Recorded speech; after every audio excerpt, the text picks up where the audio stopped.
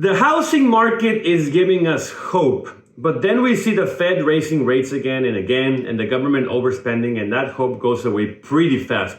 For people who own a personal house and they have a mortgage under 5% interest, they really don't care what happens with the housing market that much. It is the people that are renting and their rents are going up 10, 20, even 30% overnight and cannot make ends meet, who are worried. Do they need to buy it today or wait for a market crash? Will it ever be a market crash? Are prices going up or down in the next 12 months? Well, in this video, I will give you the stats of the housing market and why it hasn't collapsed yet.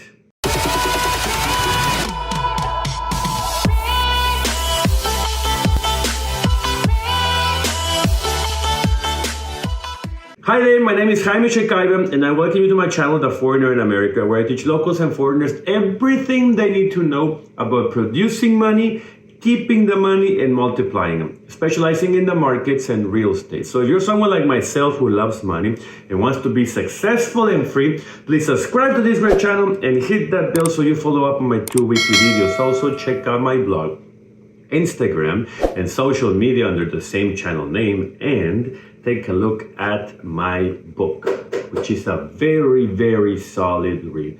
And I will leave a link below for you to check out. So without further ado, let's begin. What's going on with the housing market today? Well, year over year, home sales are down another 23% since April of last year, which means it has been going down every month consistently. The problem is that inventory is what dictates pricing in residential real estate, not the market itself. You could be facing a shortage in buyers, but the available properties have also come down a little. A year ago, it was at 8.4%, and now it's 7.6%. This means that all the fuss about the Fed raising rates and them going crazy and raising the mortgage rates to almost 8% in one point in time and everyone going crazy doesn't really matter. If there is no abundant supply where you flood the market with available properties that no one wants to buy, the prices will stay still.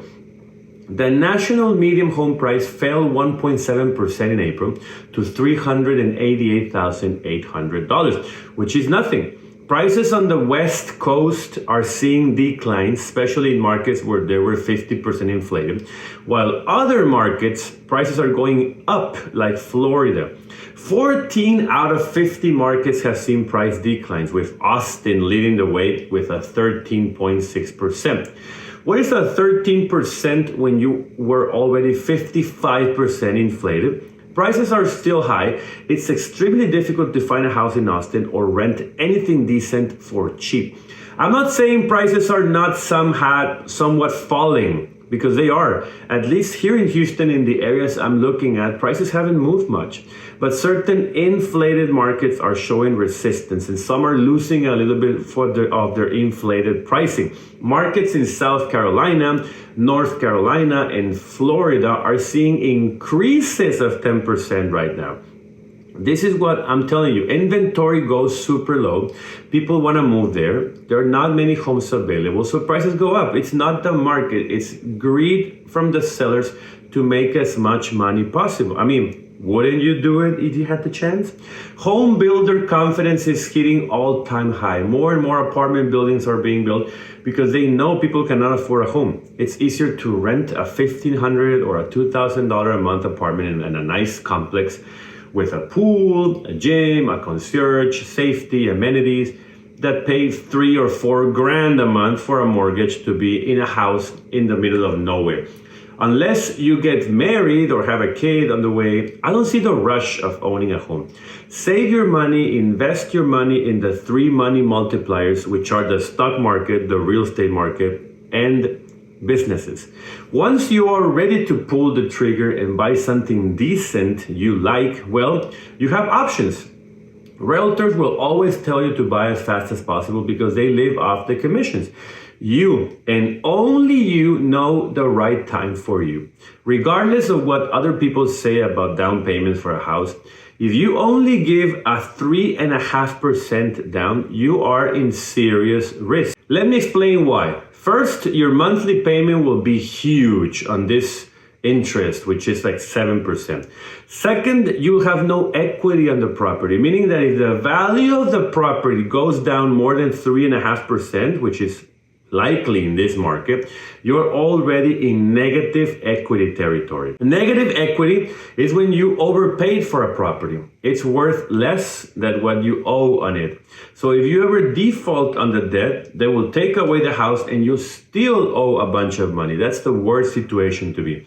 That's why financial experts recommend a 10% down if you cannot do the whole 20%. A 10% at least will ensure you always have positive equity. Unless you're very unfortunate and your house drops more than 10%, which could only happen in very few markets. If your income is solid, meaning that you have a lot of free cash after paying your obligations, and it comes from different sources which are secured, the less money you freeze in the house, the better. This means you can invest that money instead and make a 10% return instead of a mere 3% on the house. But I've seen cases where people double their money in a house in less than 10 years. So it's important that you buy in a good growing market. If you can buy land and build, the better. Or buy a property that needs work and fix it up little by little. Those two will give you an enormous return on your money, way better than the stock market. But you need to know what you're doing. I will never buy a house that needs work because I am useless in terms of fixing stuff. Building your own home is tricky and requires time and money, as well as handling constant pressure from contractors. If you don't know what you're doing, a bad contractor can squeeze a lot of cash from you. Buy when you're ready. The market hasn't crashed yet and most likely will never crash unless inventory goes from 7 to 12 months and no one buys a house. But there is an understanding that the Fed wants to stop the races. Interest rates could come down and inventories could be even lower, so stay alert. But remember, take control of your life and take control of your money. Thanks a lot for watching this video. If you enjoyed it and found useful information, give me a like, subscribe and hit that bell so you miss any one of my 2 weekly videos as soon as they come out. So have a great day, don't lose any money, and I'll see you next time.